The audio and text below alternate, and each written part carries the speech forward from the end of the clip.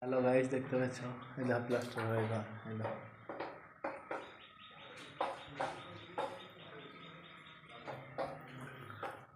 এই দেখো ঘরগুলি দেখো প্লাস্টার হবে।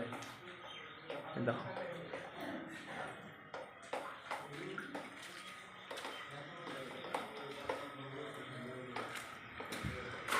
এই দেখো প্লাস্টার শেষ, 3টে মিস্ত্রিতে নামে দিল। দেখো ঘর,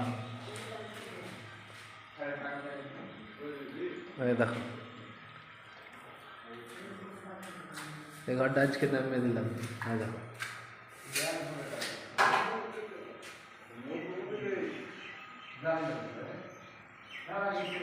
কাজখান দেখো কত বড়।